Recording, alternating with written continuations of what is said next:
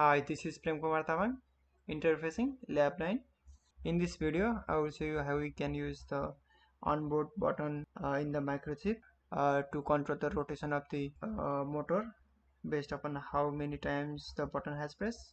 When the onboard button is pressed for the first time, onboard LED will flash for the 10 time in a difference of 0.2 second on time and off time. And when the onboard button is pressed for the second time, onboard LED will flash for the 5 time in a difference of the 0.5 seconds in between on and off time. After the LED is flashed for the 5 time, red LED in the prototype will be illuminated with a 60% duty cycle, and the motor will rotate in anti-clockwise direction. To demonstrate the motor rotation, we have a program here.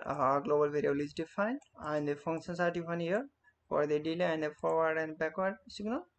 In the main program, we have the button press count 0. When we press button for the first time, button press count becomes 1, and we signal the forward rotation of the motor by flashing the onboard LED button for the 10 time in a difference of 0.2 seconds. After the flash is successful, we set the onboard LED to 0, and we set the 100% duty cycle here, and for forward rotation to 1, and the motor rotates from here on.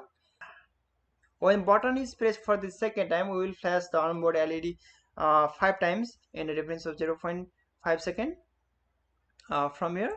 Once the flash is successful, we will set the onboard LED to 0 and 3% duty cycle, and we will set the reverse to 1, and we will illuminate the red LED bulb in the prototype board. So let's program the hardware and check the whether it's working or not.